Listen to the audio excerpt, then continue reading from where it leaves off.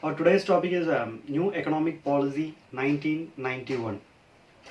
One policy which changes the entire economy of India.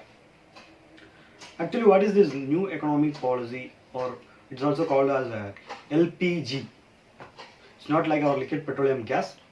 There is liberalization, privatization, and globalization. What is all?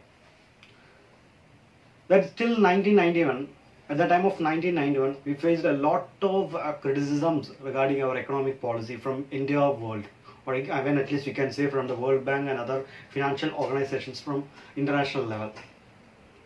So we compelled or we stressed to change the economic policy of the country because of the current situation at that time. So we compelled to create some new policies and try to inject new policies in Indian economy. There it comes, the new economic policy of 1991. Actually, it is the brainchild of two former Prime Ministers of India. One, Mr. Narasimha Rao, and another one is Dr. Manmohan Singh. These are the two persons are behind this new economic policy. So as per the new economic policy, it changes the entire economy into the next level, or it takes Indian economy into another level actually. So what is that new economic policy? Till 1991, we faced a lot of difficulties or restrictions in starting business or doing business or getting a license for business or expanding your business or doing each and everything. That is, for doing regarding a business from A to Z, you have a lot of restrictions or a lot of hassles you faced. That entire restrictions are all are removed from the Indian economy because of the introduction of new economic policy or LPG. So liberalization. The term liberalization liberalizes the Indian economy. That is, liberalizes all the document procedures required for starting a business, even for at least for a small scale business. Because till 1991, for starting business in India or doing business or expanding your business in India, you require a lot of documents, certificates, approval from different organizations or different bodies from the government sector. So it discourages business persons or those who have money, even those who have money are not ready to do business because of all these factors. So the introduction of liberalization removes or reduces all these difficulties, and it encourages business persons to start business. By way of, what is the benefit of starting a business? Is it? Many of them says that for starting a business and all, or encouraging business persons only increase the income of that business person. Actually, is it right? Actually speaking, it is wrong, because by government can't give employment opportunities to each and every person in the country. That is, government can't give government jobs to all the citizens of that country. They can give up to a certain level. After that, they increase the business persons by way of doing these kind of policies and all, by way of implementing or introducing these kind of policies. They encourage business persons to start business. By that way, many will get job. Till 1991, that way closed.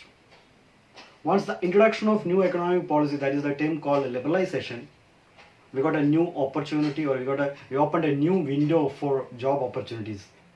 Because of that liberalization policy, many started business, many expanded their business, many increases the capacity of the business because of the liberalized policies or reduced documents required or reduced number of level of approvals required. So the next factor or next term is privatization. The term privatization means sale or transfer of government assets or properties from public sector to private sector. It has n number of advantages as well as disadvantages also. Before discussing all those factors like advantages and disadvantages, what is the importance of privatization in 1991? Because we know at that time we don't have enough cash in hand, or our reserve level is very less or low. So we have require fund, or we need fund, liquid fund, and we are facing n number of losses from different sectors of our industries. So government thought of selling partially or fully. We can sell partial as well as fully to private sector. By way of that, we can escape from the loss as well as we got some money that can be used for some other purposes. So that is called privatization. One kind of privatization. Another one is that government allows private parties to enter to do business in different sectors. Earlier, that is till 1991, government imposes several restrictions or impose complete prohibition of private enterprises to enter in certain fields. For example, we can say banking sector, insurance sector, because these all those sectors only government contribution is allowed or only government participation is allowed. No private party is allowed to enter do business in India, even for Indian citizen or foreign citizen, till 1991. Once the introduction of new economic policy, that is privatization, all these restrictions are removed. We are one of the major country we enjoyed maximum out of this privatization.